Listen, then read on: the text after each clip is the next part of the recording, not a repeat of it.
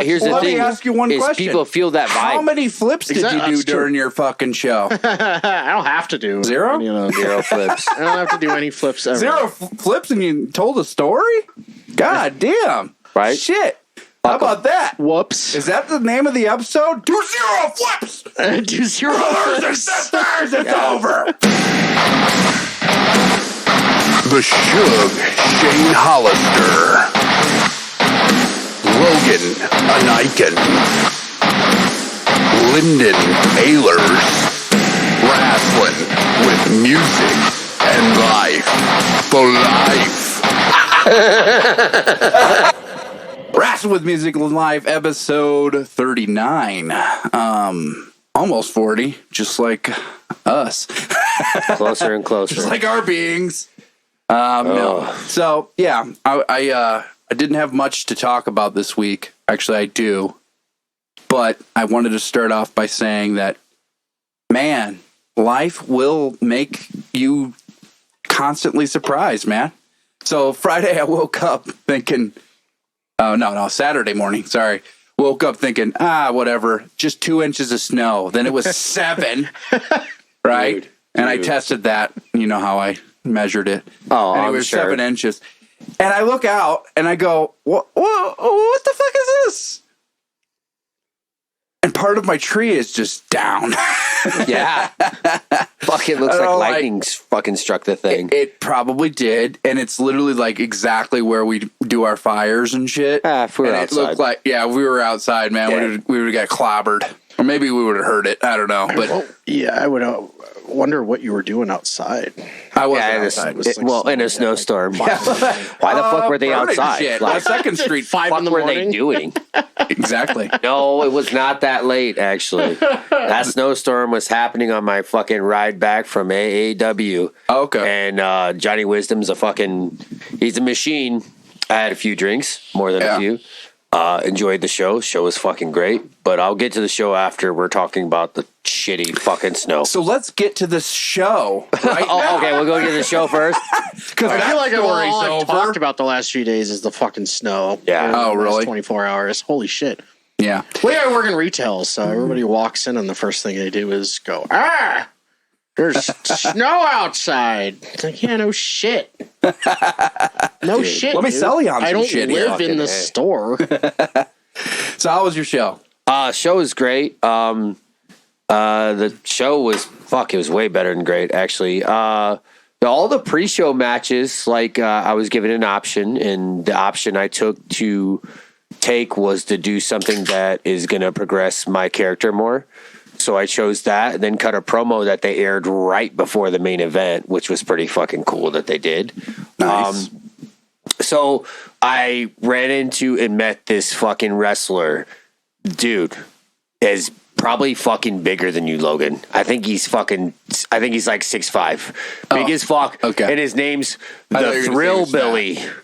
Yeah. The Thrill Billy motherfucker walked in, Hawaiian shirt, fucking fanny pack, straight out of the 80s. It's like, this guy is fucking stuck in it. The way he talks, the way he moves, and he had a fucking amazing match. And I just kept looking at the students. I was like, look at this shit. They're not going out there doing a bunch of fucking stupid flips. And guess what? Everybody actually gives a shit about what they're doing. I'm And so I glad fucking you said loved it, dude. not going out there doing a bunch of stupid flips, because I did want to talk about Kenny Omega's match with Kingo or whatever. No, that guy's just getting over it because of gifts, man. Literally. Well, yeah, he used the internet. And this is also a topic I want to talk about. That's very smart of him, especially from Mexico, right? Yeah. Okay. So, again, we'll get into your match, but, obviously, he's saying I'm large in a good way. He's not saying I'm fat. No. He's a big fucking dude. That dude's actually jacked, too. That guy's fucking... okay. He knows a guy named Jim, so he's just not walking around skinny. Yeah, the like fucking me. dude's big as shit. I was just like, God damn it, this is a huge-ass human being who just walked in the fucking building. And so he ended up looking 80s as shit. Oh, bro. Fucking just a regular black leather vest. Walks out, black traditionals, black boots, an elbow pad. I was like, this motherfucker would have just been perfectly fine. Sounds like what Vince McMahon wore every time he wrestled. Vince didn't wear traditionals. He just wore all black. Though. Well, yeah. And he had black elbow pads. Well, I mean, so did Steve Austin. Right. But, like, just the dude with his mullet. And I'm talking hardcore motherfucking Billy Ray Cyrus mullet walking around. You see and that a little bit more now. It's greased up. I know, but, like, it faded out. That was at Raccoon when you guys played? And they had one dude had a mullet? And they were like thrash?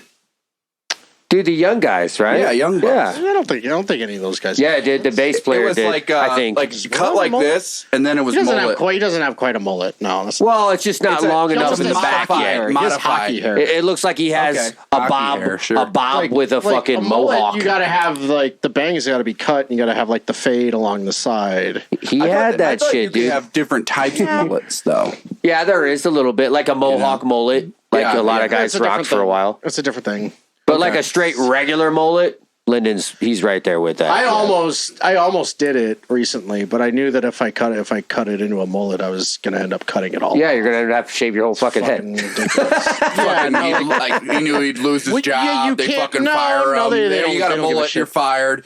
Fucking trees fall down in his backyard. Shit like that. Just bad luck. I don't want to. I mean, that'd be cutting like 80% of my hair off. Pretty Yeah, much. it's a I don't- fuckload, I don't dude. want to do that. You straight up have like a flat top half the time Pretty with like a much. hardcore mullet. You know what I mean? Who was Yeah. that fucking gym teacher?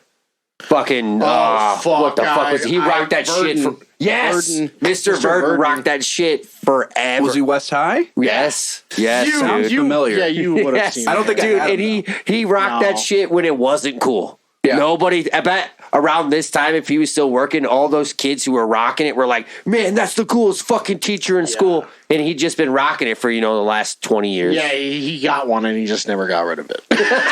He didn't give a fuck if it was cool or not. But yeah, he's for him, fucking, the dude was fucking cool. He's way over, I guess he works for NWA because AAW brought back Egotistico Fantastico Robert Nice, I Anthony. remember him. Yep. So he hadn't wrestled in AAW in 15 years. Okay. So, but He was he's pretty awesome. jacked. Yeah. Oh, he's still in fucking great shape for his age, yeah. dude. Still in great shape. But apparently, from what I've heard through the grapevine, is he's one of the bookers for NWA. Nice. So you can still make good money through NWA as well, too. So like there are contracts for companies you can sign right now that are still, you can end up making a decent living off pro wrestling. But, Fuck yeah. so dude had a fucking killer match with Manser. Manser's fucking awesome. Good old Southern boy. Fucking just his promos sound like Terry Funk and like, I'm here for a fight and drink a beer and go to the pay window and get out of here. I'm like, this is fucking great. I love it. And all they did was just punch and kick and slam each other.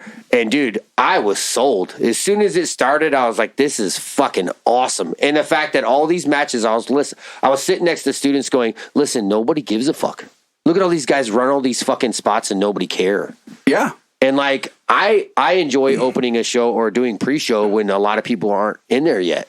Right. I kind of like that because like we set a tone for the show in a way. And there are certain rules. You can't do dives and stuff. I'm like, I'm okay with that. You know what I mean? Yeah. So I wrestled one of the students, and I got to choose. I chose Eric because me and Eric have had really good matches, and I want to help the kid get over because he has a snap to him and a movement that reminds me of old me, but he's better. He's bigger than me. Yeah. So like the way he moves, I was like, I want to put this kid over in a way.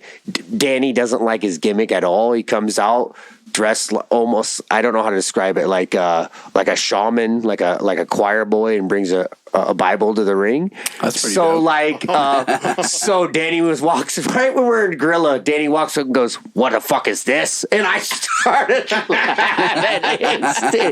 And then he tells him what it is. He goes, "I'm God's chosen one." And he goes, "Good luck with that, kid," and tapped him on the fucking shoulder. Wasn't that fuck, man? He was bald. That was his gimmick. There was a lot of people who tried to do that for a Chris while. Something. I don't know. I know there was a lot of people tried doing it for a while. Dude was like back in the day with CM Punk and shit. He was one of the wrestlers that we looked up to. He is in NWA. Fallen Angel. Yeah, Christopher Daniels. Yeah, but Christopher Daniels was like calling himself the Fallen Angel. It was a little different because being a Fallen Angel means that you've lost your wings. You're no longer. Lucifer. Yes, you're no longer God's child or Not angel on or the whatever. side of divinity. Yes, that's it. There you go. Okay. But Yeah, no, he's getting inducted to the Indie Wrestling Hall of Fame this year. They had such a thing? Yeah, GCW has put it together. CM Punk was inducted last year. Sweet. So is Dave Prazak, who's been around forever, has been the voice of so many different companies. Nice. And a manager, so it's cool. So the show was fucking great, just top to bottom. You could see where people are naturally progressing towards, yes, we love your athleticism and the cool stuff you can do, but come on, fucking pull me in. So like I said, that asshole a few weeks ago who tweeted something that like nobody cares about story anymore, which is bullshit because WWE is killing it with story. Right. And it makes you invested just because of the fact that like they bring in real life situations like the bloodline and then Rey Mysterio and his family and not hitting his son. Anything in life that you can put to 11 but it's still real, is what people want to see. Yeah, it's great. So yeah, the show maybe you barbecue in your backyard, just like a normal guy. Yeah. But then you're like, maybe I'm a death metal band that barbecues. Yeah. You never know. Exactly. I'll just say 11. that I'm the third guy in Pit Lord. I'm just playing cowbell in the background. That was my next question. And I know I'm cutting your story off a little bit. But it's okay. It's okay. So I was going to say, what wrestler out there right now do you think should take a Pit Lord song? Ooh, I don't know. If you, and again, they don't have to, but I'm just saying, there's like, hypothetically. There are apparently these guys who have characters but don't work their character into the way they work in the ring. So they'll be a character in their entrance and stuff, but then they won't wrestle like that character. Like they'll still go do all the stupid like shit you don't need to do as a character. So like, please show me like when Mick Foley was Mankind and like he didn't work the same. You know what I mean? It wasn't the exact same way he would work. He'd do different. He'd pull out his hair during the match. Like it was, you were more character developed in a sense. And like, if you're going to be a guy who's wearing fucking human skin mask to the fucking ring and calling yourself the Carver and you don't wrestle like that, I don't fucking believe in you and you've lost me. Your entrance had me. And as soon as you started working, you lost me. It's over. Okay. So, but that guy could work, but then he starts wrestling and I'm just like, yeah, no, that's not it. Okay. You got to wrestle with that character, man. It's got to be important. There's guys otherwise, what's the point? Exactly. Yeah. Like, and then having a character saves your career if you do it right. Like, you don't have to go out there and be like a guy like me that does dude stuff. You know what I mean? I have to like drop people on their head or get dropped on my head and like if I had a character and like did some weird twitching and like I didn't constantly have to do moves and spots, it'd be completely fucking different. Yeah. You know? Well, and again, you can kind of see the backlash. You kind of just said it, which is I think you're starting to point out like maybe we don't have to do this. And I was getting back to what I was saying with Kenny Omega. So just like the zeitgeist. For some reason, show Lyndon what this Facebook, by the way. Show Lyndon this crazy guy's shit that he's doing. God, so he's not sitting here just going, "Who the fuck is this guy?" I don't have to tell you. Name. I'm just going to say, no, not Kenny Omega. I'm talking about the guy or whatever. He literally did. This is all I'm going to say.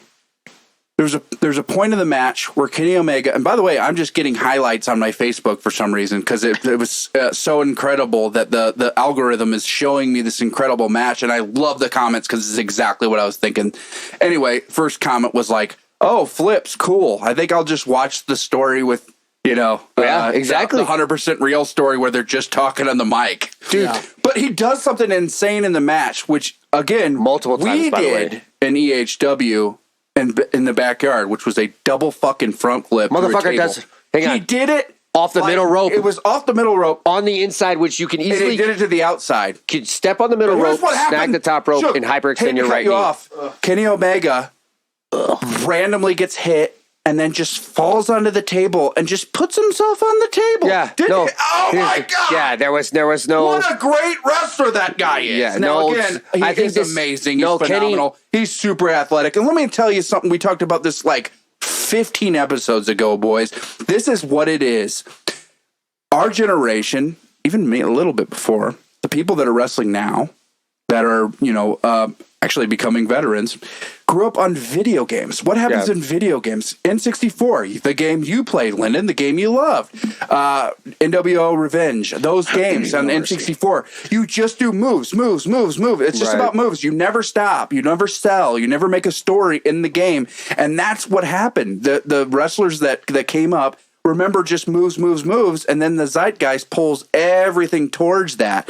And again, what's going to happen? Just like the 80s came back or the 90s come back, that'll come back too. It's all coming back. Slow it down. We have what you're talking about. You have to be invested, and I say this all the time. It's like watching your favorite television show, and if it was dog shit, why would I watch the next episode if I wasn't captivated by the story?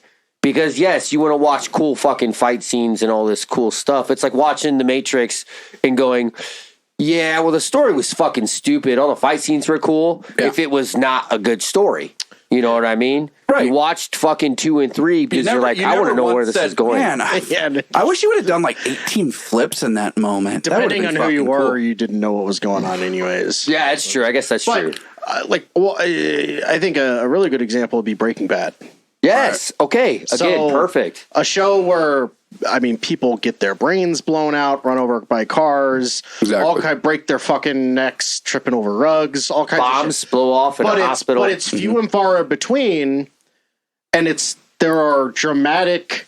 There's dramatic scene after dramatic scene after all kinds of shit that happens that builds up to each of those moments, and they have impact. Exactly, and that's good why character development. That's all that show is. Literally, every character in that show develops, except for Marie. She kind of just disappears after gets popped. But sorry, spoilers. But you haven't watched it yet. Come on, if you haven't watched Breaking Bad yet, what the fuck? But yeah, like it has to have weight to it. It has to, like you said, it has to make sense. It's not just a look. It's like if Pit Lord made the claims that we're a barbecue death metal band and we have a bunch of songs with barbecue puns and then literally nothing else. Yeah, you don't have the gimmick on stage or anything. We don't have the gimmick on stage. We don't the lyrics don't go along with it. The imagery, nothing. What's the point? Exactly. You guys do pro wrestling better than pro wrestling. I hate to say that. No, they have an actual character they stick to. Better than some pro wrestlers. Yes, I'm gonna say like 3/4.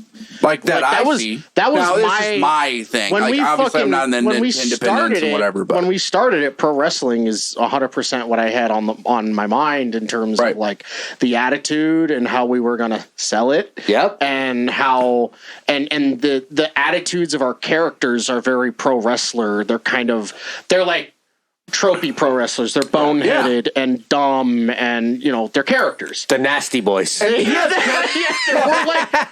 has characters that are not even there. He's putting over Beelzebub. Yeah, that's a character. Beelzebub Barbecue. That's our literally unseen a character. Yeah. So I guess what I was getting at was like throwing out a bone, I guess, to some underdeveloped pro wrestlers that haven't had a gimmick yet. Maybe they are in Black and Brave, and maybe they're watching this. I don't know. I know some people are watching this, but I'm saying like for Pit Lord in general, like just a gimmick. I guess I'm just booking the territory right now, but I'm saying oh man, okay, there's a band. You can be detached from the band, obviously be like, hey, I'm going to put you guys over.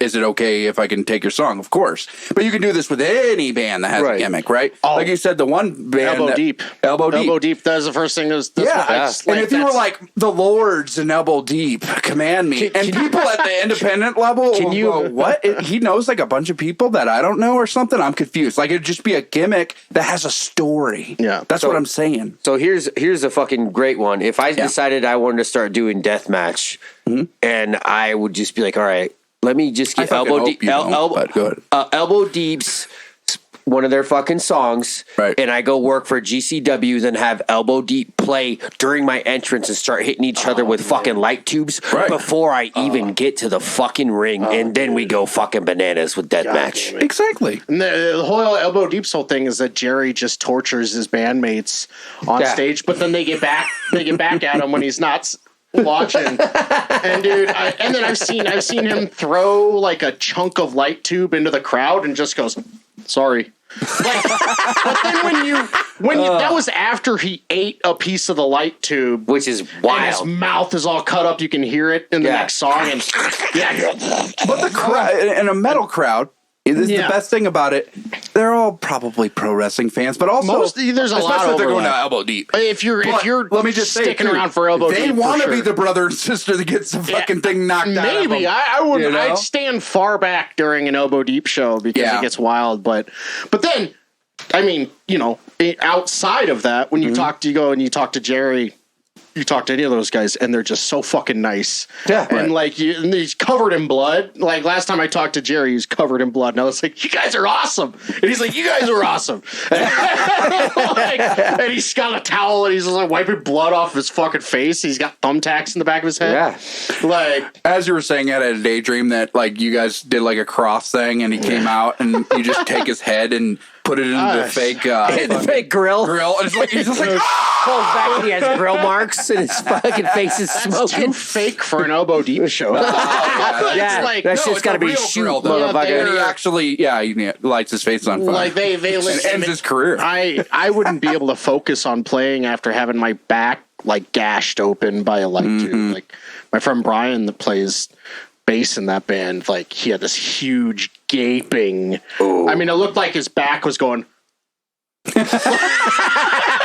Like, disgusting. And I'd never be able, and that man plays in like his underwear and shit. He's a fucking animal, and I'd never be able to focus like on any. That's a whole different kind of fucking thing, man. So like the good deathmatch wrestlers will still advocate they'll advocate a story and advocate spots still. Yeah. So like after you take that shit, you still have to run like whatever the rest of the match is, to progress. And then where do you go after you do the first light tube strike? Oh, you only have to go crazier and go through a glass fucking window, I mean, the last HTW death match on like that farm. Oh yeah. Where it was like the door was like a solid wooden door wrapped in light tubes and barbed wire, and they set it on fire. Which they're almost kind of doing that now. HTW?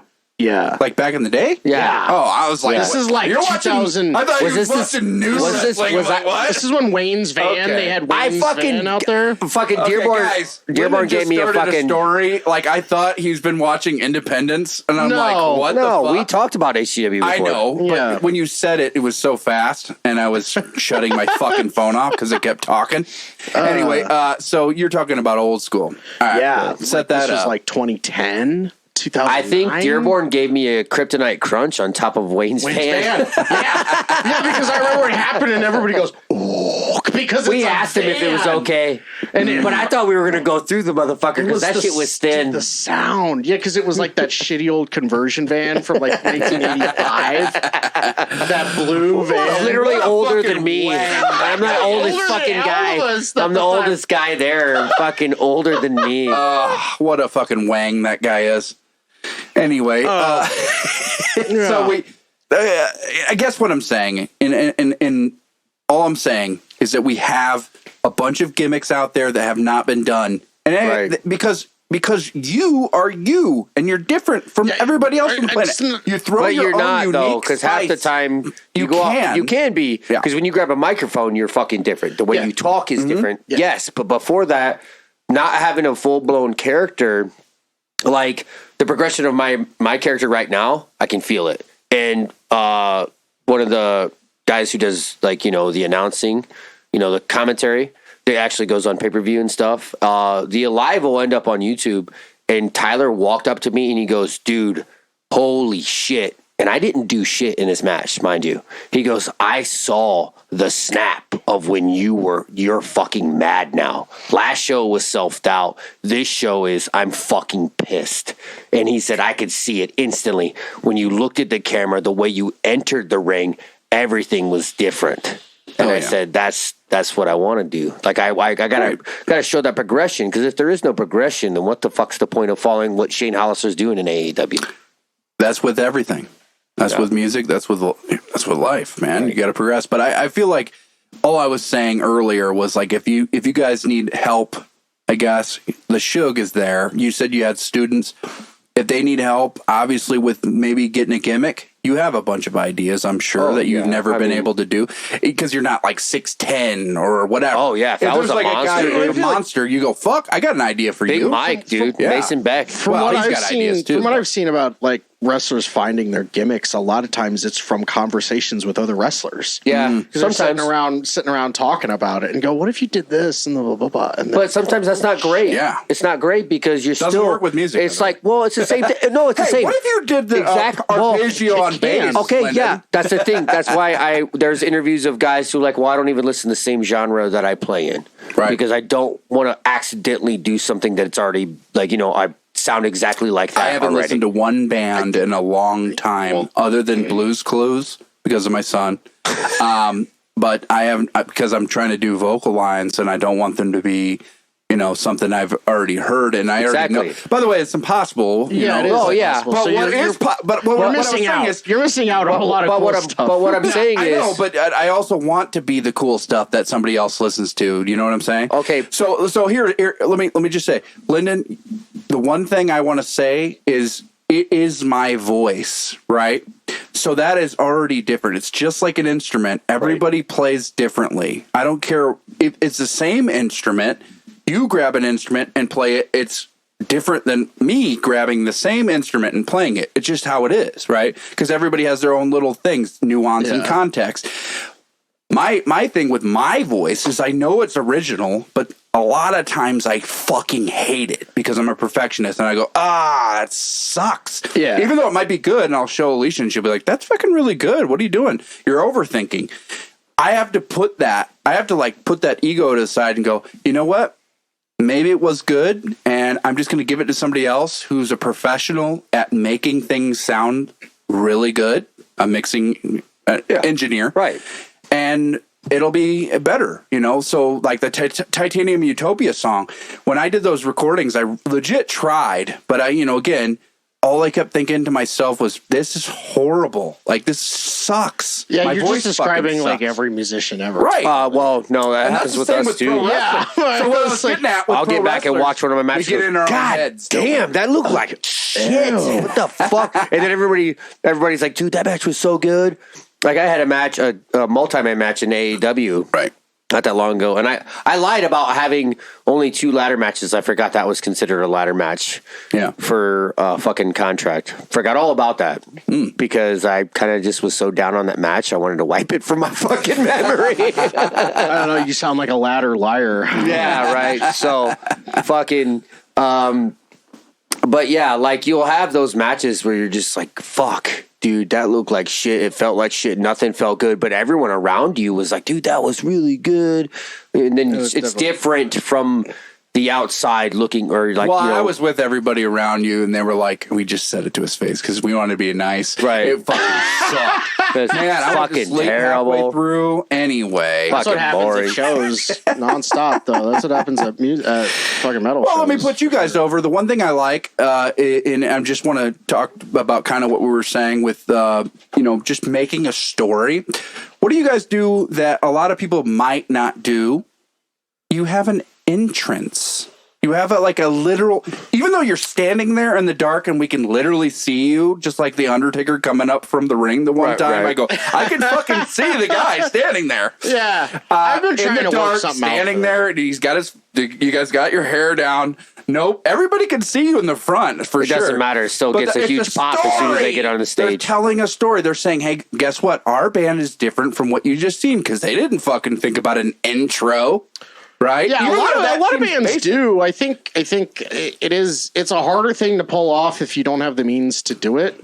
Right. Like it is. Yeah, you can like play something off your phone and have the sound guy run it into like And again, aux cable or something. But a super we have old band. we have it easy. A super old band nobody remembers, Dark Rift. What did I say like right away? Like, hey, if we're gonna do an EP, Derek, I want an intro.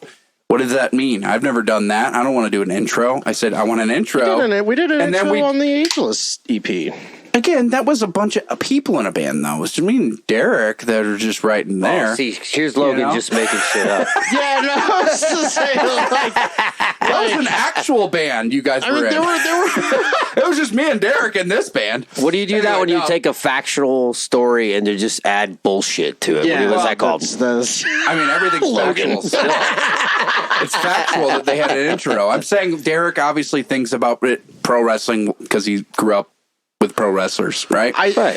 So all I'm saying is me and Derek were like, hey, I want an intro for sure, and we want to fucking put it out, and then we're going to do an intro, and then we're going to play the song.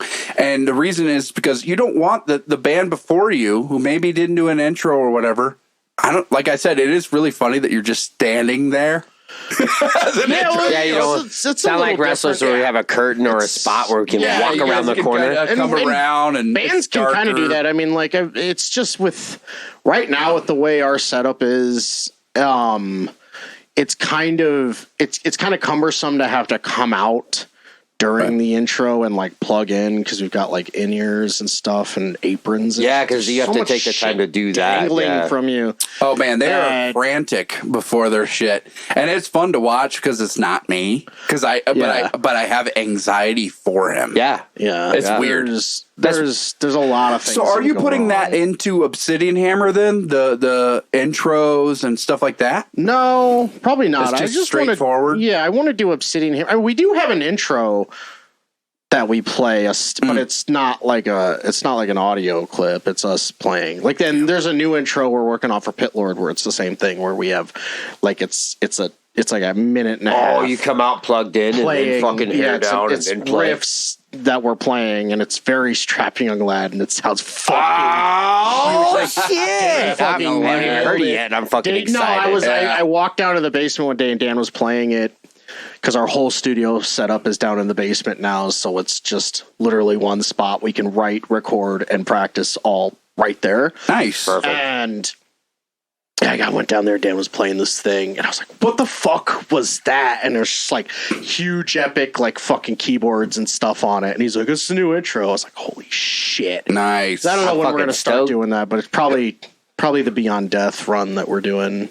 We'll start doing that. I don't know. But like intros, the thing is too, you can go too far with it. It can be too long. Yeah. You know, we're kind of navigating because like, I think on like an album, like a long intro, can be detrimental. A lot of times people are gonna skip it, especially if you're just hearing it for the first time and you just want to know if it's something that you like, so you're gonna skip the intro.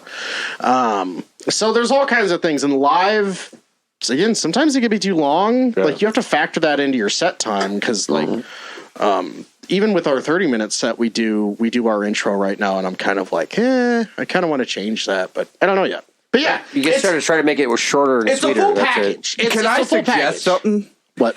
Just because it would be fucking hilarious. When you guys are frantic like you are in the beginning and the house lights are on, to have literally like an intro for that where it's just like, oh fuck, we're just sitting here. Oh, guess what? I don't know where they my can actually hear what you're thinking in your head for some reason. I'm setting up my line 6. I don't know what's going on. We have so much shit. That show that you're talking about in particular was a little different than the way we normally go because we had all night to prepare. So there's just the little things we had to get ready.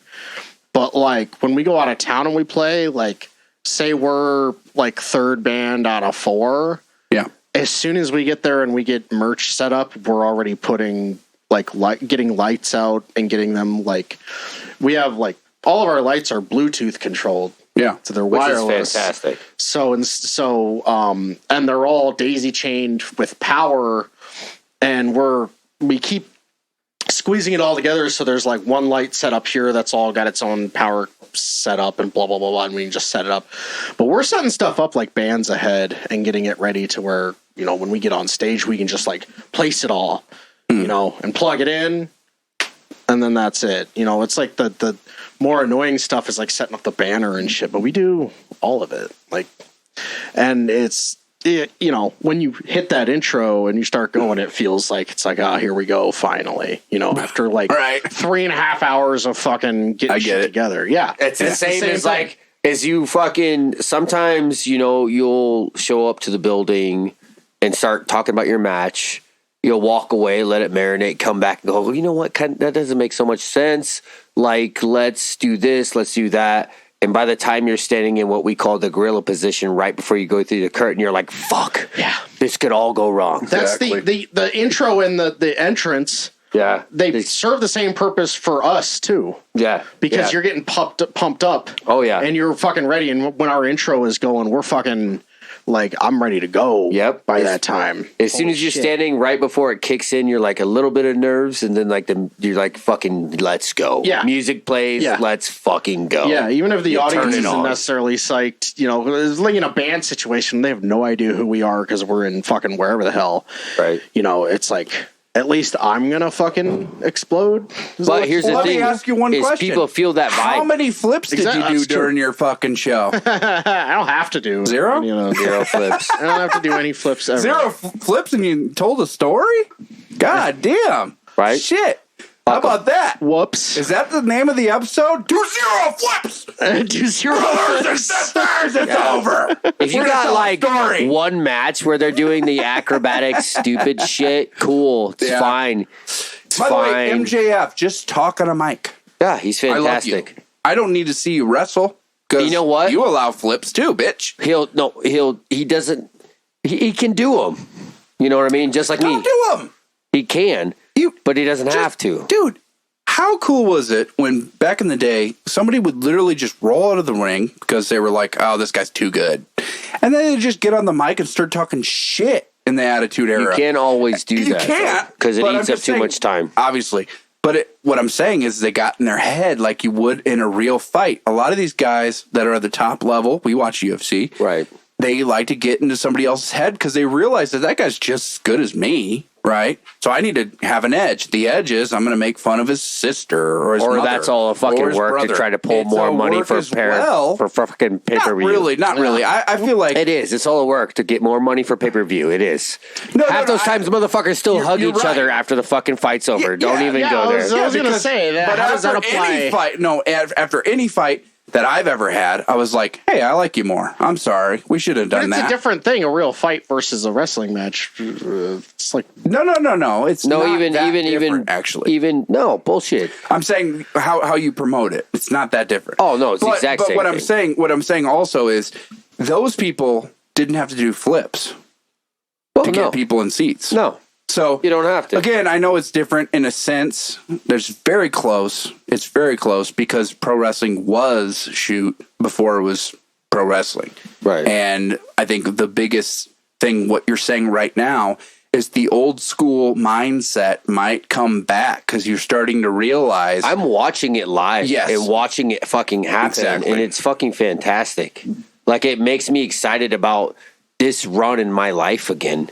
Yeah. Because can I do that shit? Yeah, I can do a fucking moonsault. Yeah. Can I do fucking, you you could actually do a moonsault? Yeah. I've never asked you that. Yeah. Shit. What about I used to be able to do it, and if I know, fuck no. What I used to be able to do onto the turnbuckle. Yeah, when you do it, Merrick Brave style. But, hey, no offense to you, buddy. No, we got to bring him on sometimes. But oh man, no. But I used to be able to do an infrared off the middle rope. It's a 360 spin with a fucking moonsault. Yeah. So like actually more than 360 spin because I end up taking a back bump. So what would that be? A 540?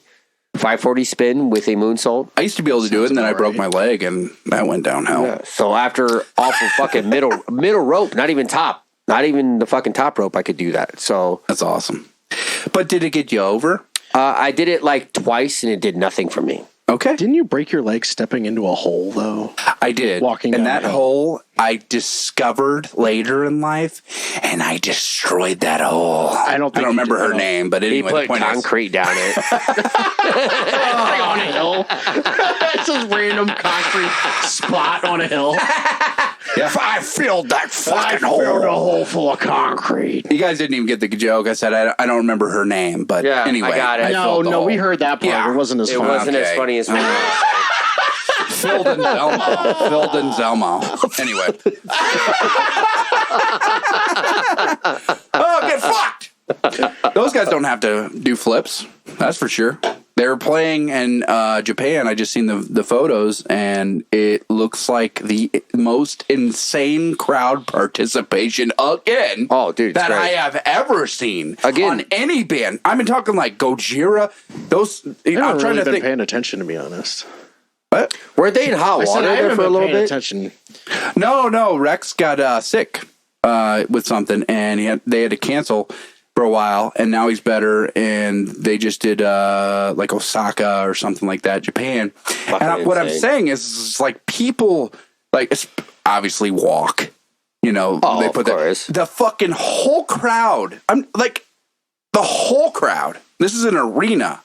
Is In Japan. jumping, but then there's pits going on, and like I've never seen this level of fucking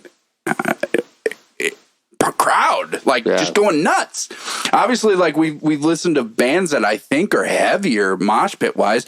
One of them being Gojira. Every time I've seen Gojira, like it seems like the whole crowd is participating. But that, like, you know, like way back, if they're doing like a huge arena, they're kind of just like watching. They're like, all right, we're not gonna mosh. Yeah, it's gonna be this crazy shit with the is like the culture. whole crowd is going. Yeah. And I mean, again, it makes sense because Pantera's Groove was all about that. Oh, yeah. So, I mean, it's cool to see.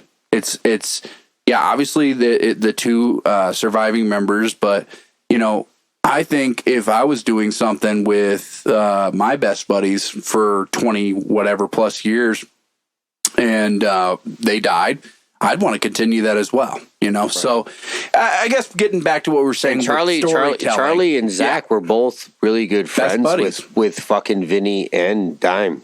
Like they really were. They were really good. Again, friends. they play very identical to those guys, and nobody really expected that, you know. Especially with Charlie, how hard he hits. I did just because he hits fucking hard. I mean, that motherfucker has been playing. Fucking for Anthrax for fucking ever. He's original Anthrax. I credit like something like Stormtroopers of Death. Oh yeah, that's him too. Yeah, style. I forgot about that. Like, yeah, those beats were very much Vinny in a sense. You know, a lot of them are thrash, like straight up thrash. But either way, the point is like I'm just saying they're getting over, and it makes sense. Of course, it's almost like one of those things where you could have Hulk Hogan come back. And he always gets over because it's like one of the biggest fucking acts that's ever existed. Right. But the motherfucker never had to do a flip. Nope. Right? And he's still around. It's true. Flip, I like it. Flipadelphia. Flip this, you motherfucker. Yeah. That's perfect. I don't understand. I get it. Okay, there's a time and place for it. It always has been. Mm-hmm. And it works. But again, everyone who thought all the cruiserweights in WCW were doing flips, mind you, there were guys who weren't. Benoit, Dean Malenko, Eddie Guerrero. But once why in a were while, they Eddie. called cruiserweights then? It's because they were 100 pounds of like, pure muscle. 205 Even pounds. though they were fucking insanely muscular. Jacked, yeah. They didn't have the height. It's the height, yeah. And Dean even wore lifts, which means that motherfucker was super short. Like, but that's also this guy. Landers. I bet Dean Malenko and Landers are like the same height, actually. Right. And Dean had a job for a long time being an agent because he's so fucking smart. That's a job I want because, dude, listen to me. I put motherfuckers over and I want them to be put over. There are agents out there for companies who want to sabotage young talent just because they're bitter. Fire them. Fire them. Give me a job. Though not everybody can get over, though, right? I mean, that's just how it is. True, right? But I will see who can and can't. I will at least hey, put your cool shit out there and fucking do it. Yeah. Put it in a good spot, and the story will make sense. And if it doesn't work, who does it fall on? Me. I'll take responsibility. I'm not going to throw that kid under the fucking bus because he didn't get over. I placed it in a spot that I knew would make him over. I'm not trying to sabotage any young kid's career. I want to fucking help this business. That's all I want to fucking do. I'm whatever. I'm just being bitter because there are guys out there who are agents who are trying to ruin young talent and throw them under the bus. Yeah. I mean, there's always been people that wanted to do that. There's always been people that don't understand that also. Was all I was saying devil's advocate, some people just can't get over. You can give them the best idea in the world, Shug, and then they just fuck it up time and time again. You go, you know what? I can't do nothing for you. So you can't get everybody over, which was your original statement.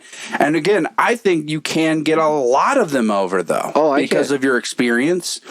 And that's key in life. Experience, just, hey, I've been here. I've done 1,000 flips. What the fuck? I look at my fucking body. It doesn't work anymore. Right. Or like same thing as Lyndon, booking a show with younger talent, knowing it's fucking, it's fucking great, right? You're not jealous of how young they are and how fucking hungry they are.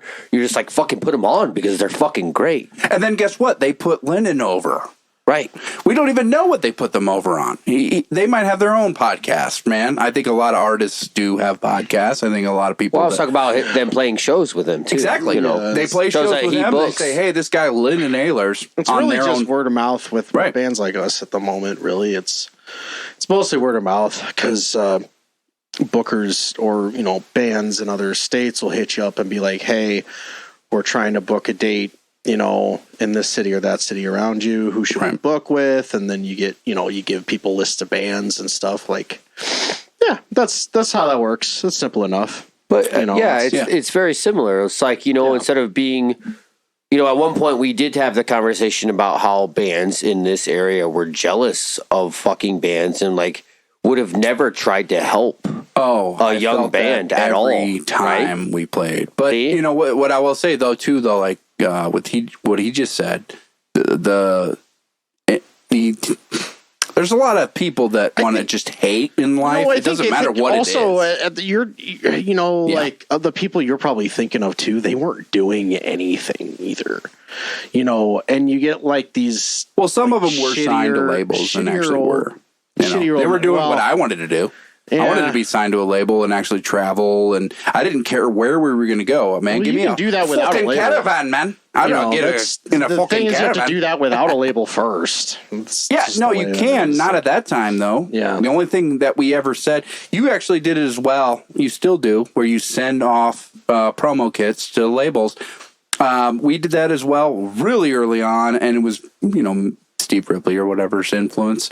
Didn't matter. We weren't going to get any phone calls because the thing is, you still have to put yourself out there, like you said. So there's like a catch-22 with that. I will say, though, you said it's easy. You just kind of have to do this and that. And it's like, no. A lot of people maybe that have a band right now that are just listening, they're like going, man, I don't get it. Like, what do I have to do? Well, it is this simple, which is make your connections and just do. Yeah, you play shows out of town and you talk to people. That's it. That's literally the most important thing. Right. So wrestling but some people have anxiety about that. Well, yeah. Right. Well, hey, get over it. Yeah, you better. You want to be in a fucking band? You're about to tour, motherfucker. That's what I like. That's why I like putting over. Shut up and do it. Mm-hmm. Yeah. So pro wrestling is taking that turn of like you say, there's like somebody makes a GIF, like a video, and it goes fucking viral and it goes bananas. Okay, cool. Now this kid or this guy is going everywhere. Mm-hmm. How good is he really, though? Right. You know what I mean? So Dante Leon moved here to be in the Black and the Brave from Texas and got over with the gifts, and then Texas booked it, or not Texas, but like Mexico booked him, and then Japan booked him, and they realized quickly that it wasn't just the cool shit he could do. The kid can fucking go. Yeah. He can fucking go without that stuff. He doesn't have to have that stuff because he's that fucking good. He is smart enough to place it where it needs to be. Yeah. And it works. So there is a time that, yes, to be smart and go out there and put yourself out there. But like in pro wrestling right now, a GIF, like a really cool spot, a really cool move can fucking progress you to the atmosphere right now. So it's different with fucking music. You know what I mean? It's not like you can have, maybe it is. Maybe there's just like this one, I guess, breakdown or this badass thing that you do on stage that makes this giant GIF and blows up. Maybe. But like, I would have Lyndon answer that. Yeah, I was thinking there's a level, like certain bands can reach levels of virality in ways like that. It maybe not necessarily a GIF, but just like a lot of times reels, like something that happens at a show. I can't think of one specific example, but you know, it's usually something like I posted a reel. I don't know what band it was, but it was definitely like some sort of slam, like death metal band. Going into a breakdown, and there's like vocal part over the breakdown, and there's this dude in the front crowd that has it's like a goofy looking like costume, sort of like mascot costume. He's got the big head, and the vocalist just grabs it and fucking puts it on and is like singing through it like during the breakdown. But at the same time, I don't know who that band was, and I didn't learn. Right. So that's maybe not a good example, but stuff like that. I would say the best example is Job for a Cowboy got popular literally just because of MySpace, because they were like the first band to really blow Dane up Cook because of comedian wise. Yeah. It's, but I'm just saying similar in that they used that early on to get over. But yeah, there's, it also depends, because if you have a certain label that's backing you and putting you out there, then they have the PR reach. And so like, there are examples of bands that maybe are not like socially well versed, and they don't, they're not really like friendly people, but because they happen to get on a label and get their shit out there and they blow up after a demo, that certainly happens all the time.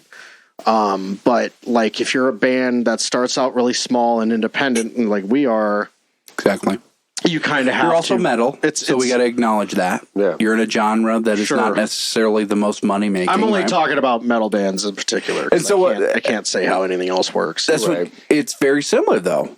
With again, I'm just saying like probably, but I can't say. That's what I'm saying, because I can't speak on that. It's just, but for like metal, a lot of it is so much of how people perceive you depends on how you act, with bookers and at venues and at shows, and how, because if you're unprofessional and you're shitty and you're, half the band gets too drunk to play, people are going to tell people about that. Right. Or if you what happens publicly if that's your gimmick, though? No, your gimmick is that you're too fucked up to get on stage. No, it's never going to work. No, if your band was called like "We Literally Get Fucked Up" and we just destroyed this facility, nobody would ever fucking book you. Nobody would ever book you. I feel like you'd be pee on the other guy's amp. You cost more money than you're worth. If you wanted me to seriously answer, I would say there'd be a lot of questions for somebody before that band gets booked, for sure. Mm-hmm. Because venues don't want their shit fucked up either.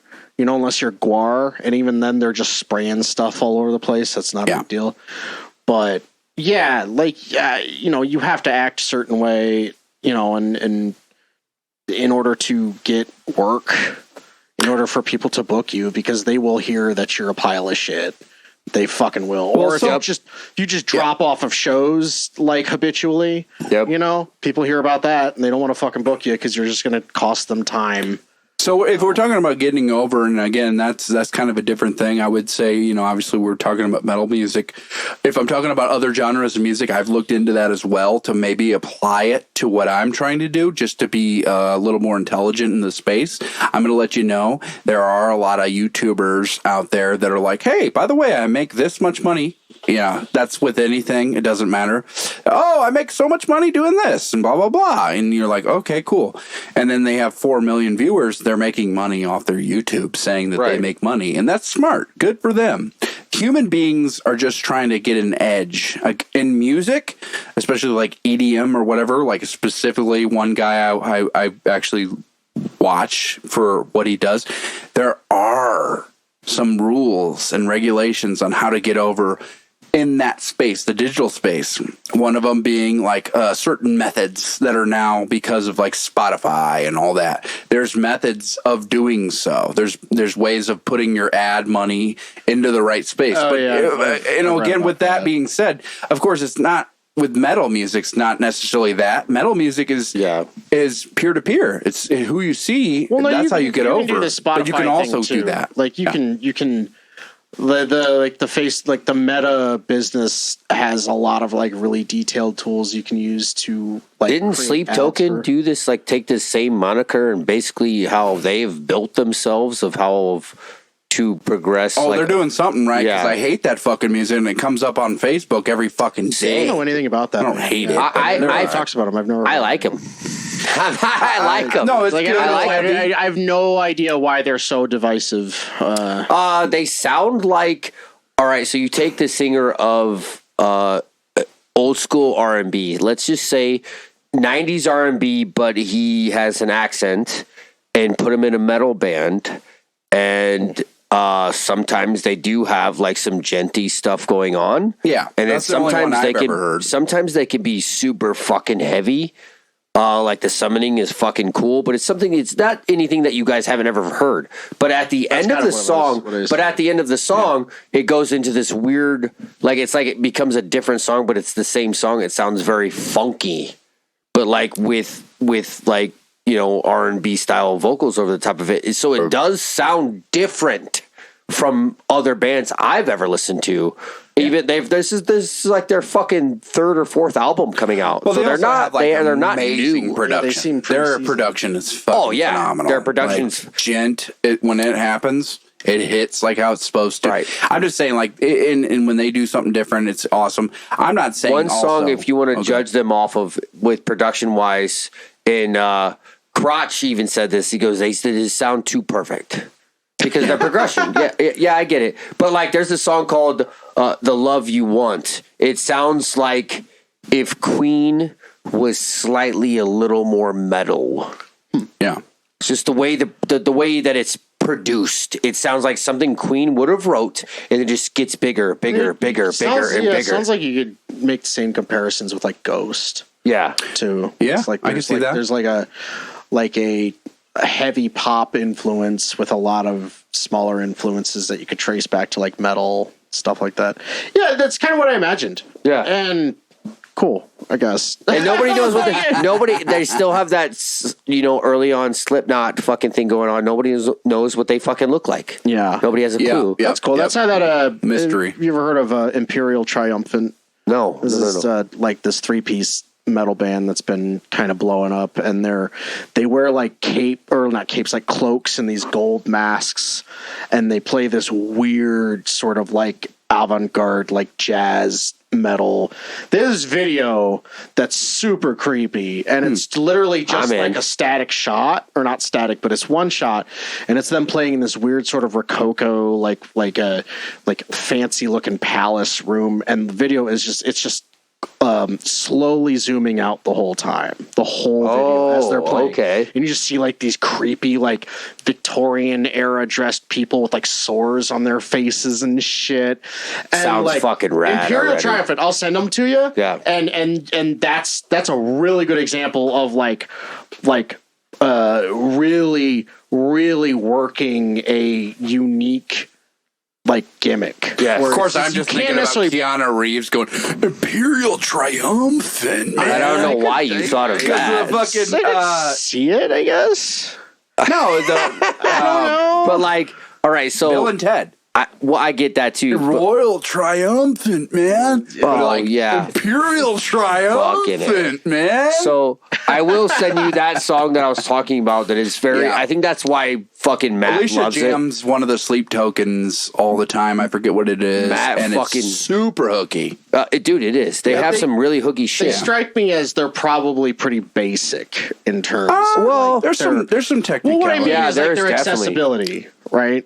Like No, I feel like they just whoever is in the band or whoever is the AR or whatever it is, the Right. dude is on the pulse of what to do. What's fucked up he is that. throws it into the algorithm. yeah, that It's would make it basic. Yeah, but here's the search thing. engine optimization. I'm on that as well. As soon as those motherfuckers hits the States, just like I will say it, nobody gives a shit about it, especially in this room besides me. Slaughter Prevail is not even a headliner, and every tour they're on right now, they're like a guest appearance. They're fucking selling out. Have they not played the U.S. at all? I swore they did a big. It's a dude that did like maybe a little bit in a video like years ago. Maybe a little bit, but right now he has your mask. Yes. That's the band's mask. Yeah. So like Russian, right? apparently, yes. Yeah. Well, they just moved. He moved to the States, but apparently the guitarist is from UK. Oh. But he's from Russia, and like there's a lot of fucking European bands. They're all spread out. Yeah, that's what I'm saying too. So like, because you can drive 2 hours, and which by the way I don't disagree with. I'm about to do that. Right. So like. I'm not going to put anything I do over though. Sleep Token has not played the States, but they're blowing up, and I'm talking about.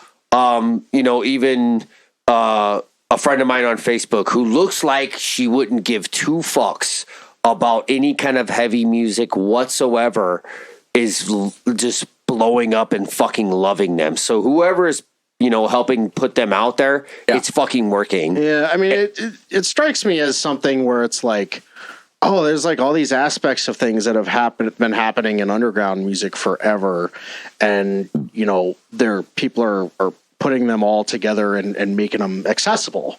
And you have people like that like you'd be like, oh, you've never listened to anything like this before, and you're freaking out over this, right? So like, well, even their like first like few singles like Jaws. If you can even find YouTube videos of like people who just were like responding to like. Like you'll watch the response videos of it. Mm-hmm. Like musically, it's different. Vocally, it's different in the sense of like, I've never heard a singer who sounds quite like him in the way he does his vocals and like his patterns are fucking different. Like sometimes I'm just like, what the fuck was he thinking when he did that? That was weird. That's good. But like, it's different. That's why I'm saying like the band, you're hearing certain things that are being pushed, but even earlier on with their stuff was fucking cool. It was really fucking cool. Like the song Jaws. That's like old. If you're going to listen to something like this was Sleep Token before, and then I'll play What's Catchy is The Love You Want.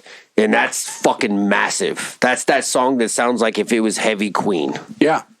Like, I mean, if you're going to bash bacon, don't sing it, scream it. Yeah. And do it into a chorus fashion.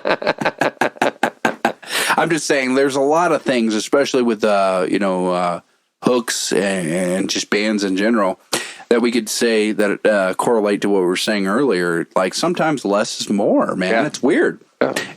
And I'll sit there and try to think, man, this chorus I'm going to do is going to blow Lyndon and Shug away. They're going to go, fuck, I can't walk away without hearing that chorus. And maybe I've done it maybe once or twice, but I'm just saying like, I had to Shug Project. Definitely where's Come Go. Oh man, that one, it's kind of weird because that was inspired. That definitely does get stuck in heads, man. Every time I've ever fucking played that around people. Yeah, definitely dickheads. Stuck in dickheads, like come backed up. Well, there's the episode of the fucking podcast or the name. God damn it. Stuck in Buzz hit me. Stuck in dickheads.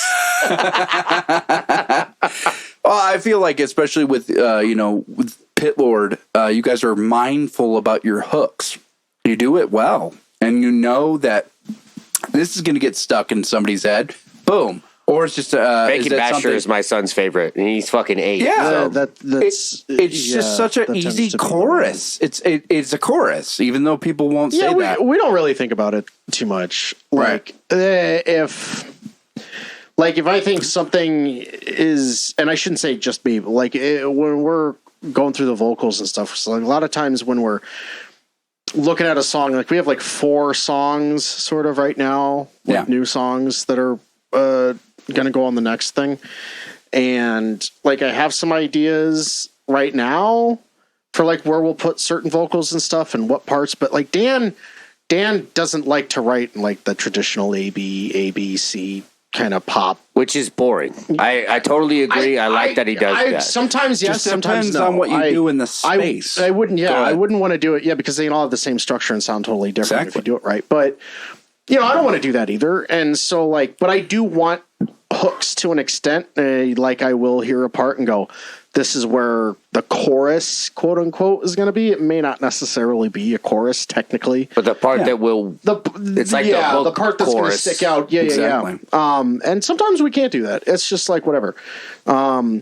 that's when I start thinking about where each song is going to go on the track list and everything, depending on what happens. You're even thinking of like the whole fucking story. I'm already. thinking everything ahead. Like right now, I have ideas for how the next one will get laid out, and it may not go like that at all when we start doing it. But and also the sound morphs, especially exactly. during the engineering like process. I've heard, I can remember every single version of every song we've ever done. Mm-hmm. And I hate all of them because I've heard. Anytime I I've show heard you them so many fuckers times, anything and like I'm doing, I'm going. and like every time we played, I go, I wish we would have did this or that here. Yeah, but when it it all does get kind of put together on sort of an assembly line as we are just slowly working on it, and ideas change. But we think about it and we don't think about it. It's more or less just like.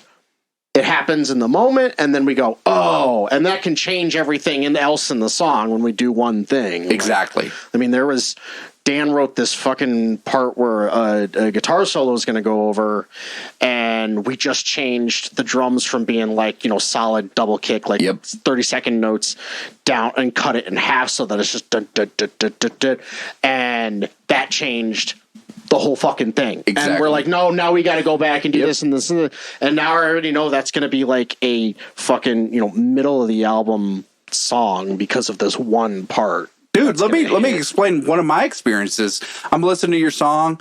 I'm going, man, this is pretty cool. Especially as a musician, I'm like, they're doing really cool stuff. And then all of a sudden, burgers and dogs. That is better than anything on your whole album. That's everybody's fucking favorite. It's the goddamn hardest song to play. And I'm just saying, thrown they're together. Not wrong, are they? No, everything was so great and hard to play, and it was like, man, look at our execution, and then all of a sudden, burgers and dogs. Then that song literally, and to tell you the story of that sticks in my head still today. I'll be sitting outside and I'll go burgers and dogs. That song only happened. That's called a hook. It only happened because of a YouTuber. This guy, Rob Zip. He has a YouTube channel called Greatest Adventures, I think it is. He does like a travel YouTube channel. Yeah. And he was at Full Terror Assault the year we played, and that audio clip is our friend Darren Falkenberry from Arizona. Okay. And he was the one that was out grilling before our set and during our set and handing people hot dogs and burgers. And that clip is from Rob Zip's YouTube video of him walking up to Darren Falkenberry. He's wearing this goofy fucking like floppy gardening hat, grilling while we're setting up. Falkenberry. And he goes out there and he's like, "What are you?" Some random guy walks up and he goes, "What are you cooking, bro?" And you hear Darren go, "I'm cooking burgers and dogs." And then we had that audio, and that. We built the song kind of around that, and then the whole lyrical theme of that song is just having a cookout, and just that's it. I'm glad they built a story. Is that not a story? Yeah, a basic story. And we called it Burgers and Dogs, like DAWG, because we're out grilling with our buds. Hell yeah! So it's like there's. Those things happen, and we think about it the whole time. And there's other shit like Bacon Basher and like a few other songs that like stick out where people are like, "Oh my god!" And we go, "We didn't even really think." We just kind of threw it together because it was fun and the lyrics are funny. And then there are other songs where we fucking hammered down, and it was just like, "No, that idea sucks. We have to do something else." And it's just constant. And so everything happens, but. For the most part, we don't sit there with a calculator and go, this part needs to go here. Right. So you can do whatever you want. That's the best do whatever you want. That's the best part about going. Wrestling, it makes it a little tougher because we're on the day of, so it's like writing a song the day. Yeah. Right. But throughout the day, so if you get there early enough, you find your outline. You know your finish, where you're going. Mm-hmm. So like. Burgers and dogs, like your finish, right? So you base your story around that. So getting there, sometimes you'll have stuff, and you're like, oh well, let's just get that out of there. Let's try this instead because it helps progress the story. So I'm all about that now. Like even if we're running spots, I had a 2-minute and 30-second match, and the story was told. Right, 2 minutes and 30 seconds of me and this kid who.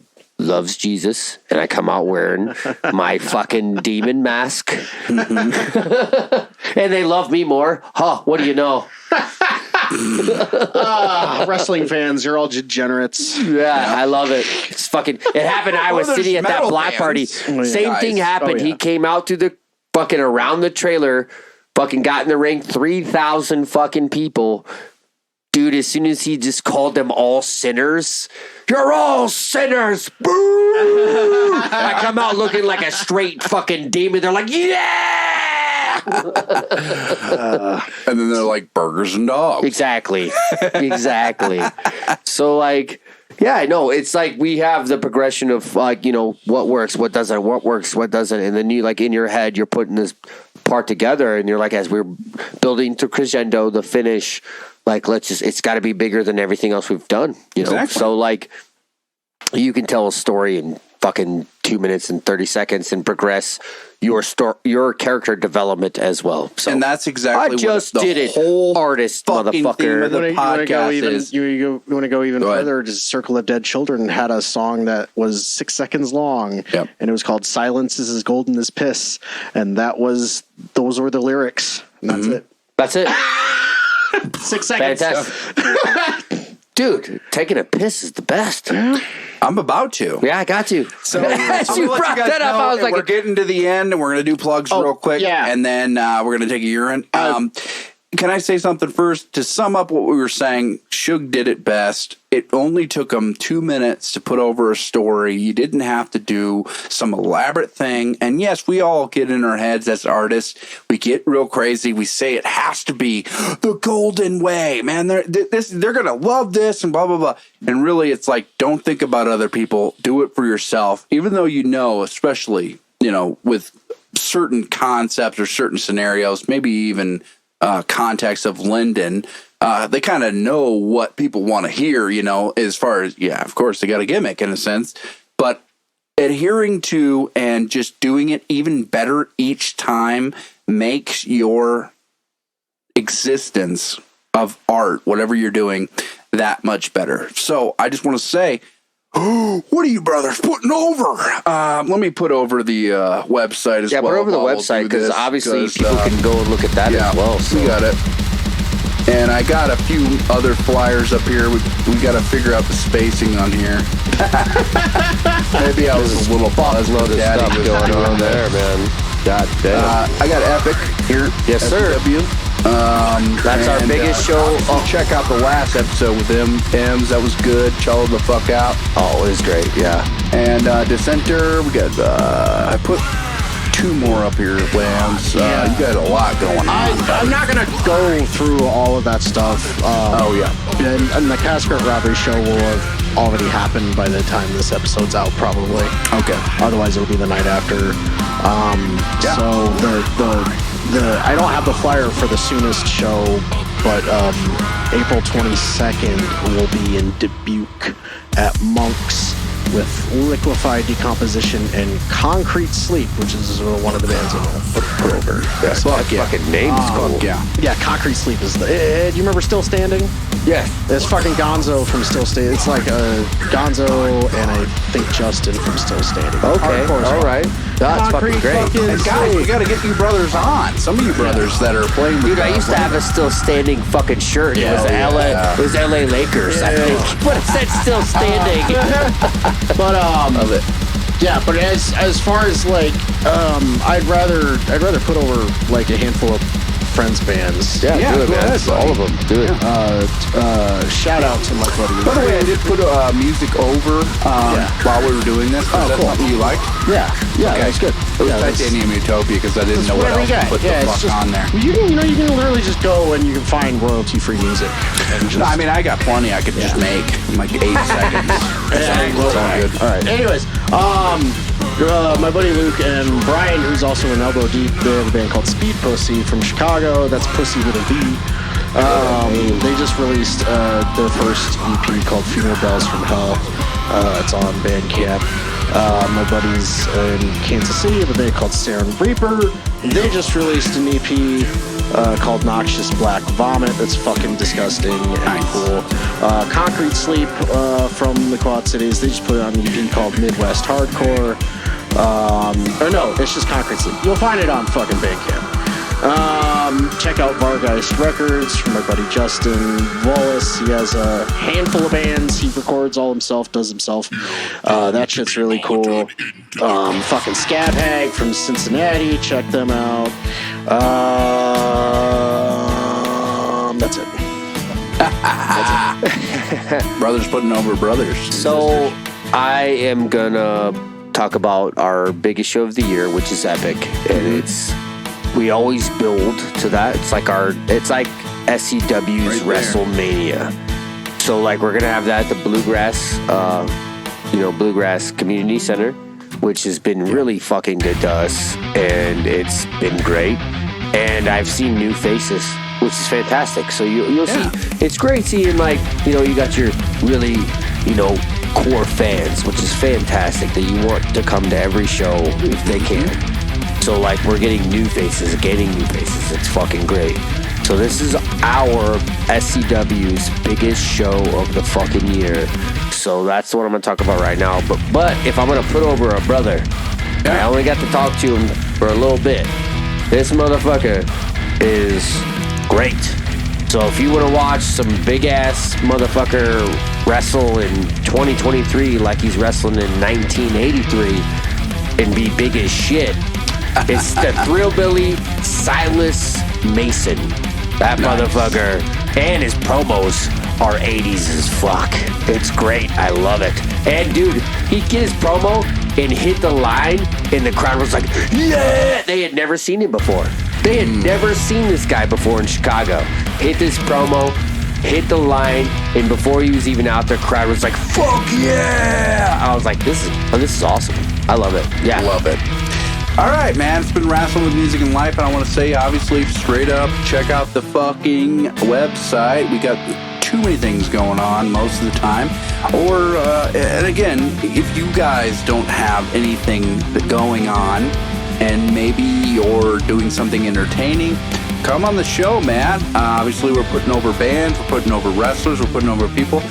If you guys are out there and are like, man, maybe I'm tentative about contacting Lambs, or I'm tentative about contacting Shug, even though you see them on a daily basis. Fucking come on! We need you guys. We need to see your perspective because it's only going to help us, and we're only going to help you.